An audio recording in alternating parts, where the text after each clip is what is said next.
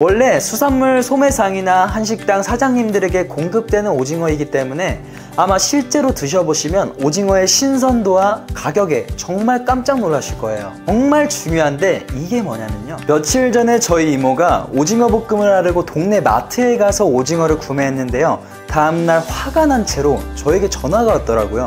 오징어를 집에 와서 뜯어보니까 비린내가 진동을 하고 속살이 다 빨개져 있다고 하더라고요.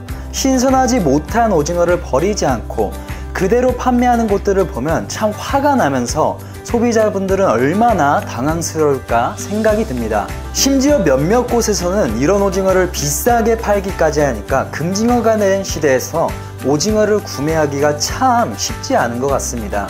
그래서 오늘은 오징어를 공급하는 수산물 도매업자로서 정말 신선한 볶음용 오징어를 가장 저렴하게 구매하는 방법 4가지를 공개하려고 합니다. 그리고 영상 마지막에는 특별한 선물까지 준비했으니까 꼭 끝까지 시청해주세요. 오징어 볶음 한 번이라도 해보신 분들은 아시겠지만 오징어는 오래 볶을수록 질겨집니다. 따라서 강한 불로 빠르게 익히고 바로 먹는 게 가장 맛있습니다. 그런데 작은 오징어를 구매하게 되면 크기가 작은 만큼 빠르게 익기 때문에 식감이 질겨지고 야채와 양념 소스가 균형 있게 조리되지 않는 경우가 생깁니다. 그래서 오징어를 구매하실 때 200g 이상의 무게가 있는 오징어를 구매하시는 것을 추천드립니다. 남성 손가락 기준으로 크게 한 뼘보다 더 큰 오징어를 구매하시면 됩니다. 저는 현재 가격 대비 효율성이 좋은 오징어가 원양산 오징어라고 생각합니다. 뭔 소리야, 국산 오징어가 더 맛있는데? 맞습니다. 하지만 너무 비싸죠. 옛날에는 3마리에 10,000원 하던 게 지금은 2마리에 10,000원 넘는 곳이 대부분이니까요. 그래서 저는 볶음용 오징어를 구매하신다면 원양산 오징어를 무조건 추천드립니다. 영양분도 뛰어납니다. 그리고 무엇보다 국산 오징어보다 20% 이상은 저렴하죠. 실제로 오징어 볶음집을 운영하시는 저희 거래처분들은 대부분 원양산 오징어를 사용합니다. 아시는 분들은 아시겠지만 오징어가 빨갛다는 건 부패가 시작됐다는 뜻입니다. 중요한 게 일반 물에서 해동시키면 안 됩니다. 더 빨리 부패가 시작돼요. 따라서 소금물이나 바닷물에서 해동하는 것이 좋고, 더 좋은 방법은 냉장에서 천천히 해동하는 것입니다. 그리고 시장이나 마트에서 해동된 오징어보다는 냉동 오징어를 구매하시는 것이 더 신선합니다. 자, 마지막 정말 중요한데 이게 뭐냐면요, 바로 마트보다 시장에서 구매하는 것이 훨씬 저렴합니다. 왜냐하면 대부분 마트 안에 있는 수산 코너, 정육 코너들은 마트에 일정 수수료를 내고 장사를 합니다. 따라서 더 비싸게 팔 수밖에 없죠.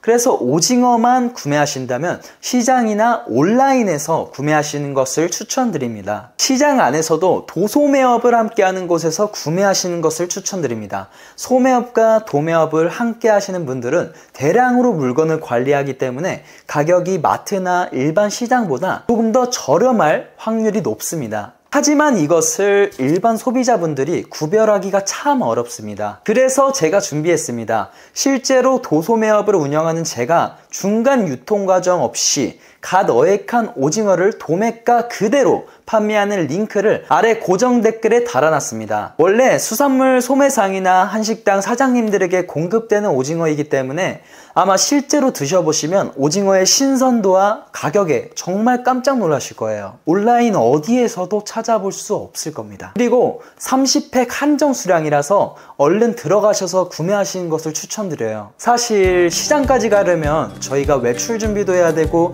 거리가 먼 경우에는 교통비까지 들어갑니다. 가서 또 사람도 많으면 계산하는 것도 기다려야 하고 집에 들어오면 기운이 쭉 빠집니다. 하지만 온라인에서 구매하시면 터치 한 번으로 그 준비 시간과 기름값까지 아낄 수 있습니다. 그래서 신선한 오징어를 최저가에 구매하고 싶으신 분들은 고정 댓글을 확인해 주세요. 오늘 내용 깔끔하게 정리해 드리자면, 볶음용 오징어를 구매하실 때 가성비가 좋은 원양산 오징어를 구매하시는 것을 추천드리고요. 오징어를 고를 때 남성 손 한 뼘보다 더 큰 오징어를 구매하시고 빨간 오징어는 반드시 피해주세요. 그리고 오징어만 구매하실 거면 마트보다는 시장이나 온라인에서 구매하는 것이 더 저렴합니다. 제가 전국 100곳 이상의 거래처분들에게 수산물을 공급해드리고 있기 때문에 쉬는 날 없이 주 130시간 이상 일만 하고 있습니다. 그럼에도 불구하고 시간을 내서 이 컨텐츠를 제작하는 이유가 있습니다. 약 3년 전에는 저는 입대를 앞두고 6개월가량 부모님 일을 도와드렸습니다. 그때 거래처분 중에서 고등어 조림을 정말 야무지게 하시는 분이 있었습니다.